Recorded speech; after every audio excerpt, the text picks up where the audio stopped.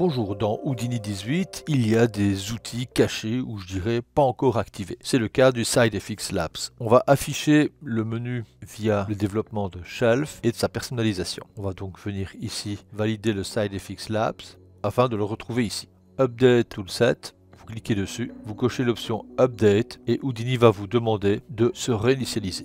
Validez OK et vous relancez Houdini. Au lancement d'Houdini, vous risquez d'avoir des messages d'avertissement car il y a encore des résidus de l'ancien système de Game Development. Vous pouvez le fermer, ça ne va pas nuire du tout à l'intégrité du logiciel. Maintenant, si je reviens sur SideFX Labs, on retrouve ici plusieurs outils. Et vous aurez aussi d'autres outils qui sont accessibles directement dans les vues schématiques. Exemple, je vais créer une géométrie. Dans ce nouvel espace objet, je vais faire Tab, Spirale, et vous retrouvez ici Lab Spiral Beta. Et nous allons revoir maintenant des paramètres qui peuvent remettre en question mon ancienne vidéo relative à la création d'un ressort. Mais attention, ici on est bien dans un outil qui est au stade bêta. Néanmoins, cela nous laisse entrevoir des nouveaux potentiels avec Houdini. J'ai une création de spirale. On va mettre ici un radius à 0.3 et faire pareil à cet endroit. On va mettre une hauteur à 1. Le nombre de loops, c'est-à-dire le nombre de spires, on va mettre 10.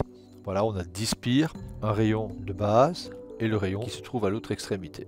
On retrouve ici la rotation, on va afficher le nombre de points et vous avez ici la subdivision de la courbe. L'Helix Count va vous permettre de mettre plusieurs curves au sein du processus de création. Pour mieux le comprendre, je vais laisser le nombre de spires à 1 et augmenter le nombre de Helix Count. Je l'ai mis à 3. Si je réduis à 0 l'échelle du rayon supérieur, voici ce qu'on obtient.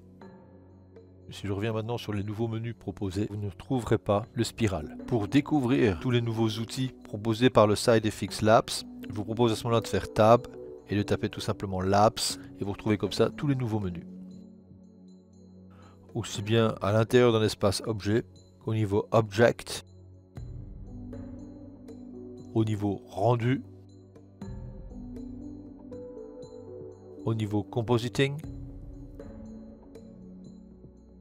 Je vais consacrer comme ça quelques vidéos de découverte des nouveaux outils du Labs de SideFX. Pour ne pas les rater, je vous invite donc à venir de temps en temps sur la page Facebook relative à CGI Trainer. Attention aux copies, il n'y a qu'une page Facebook CGI Trainer, et c'est celle-ci. A bientôt.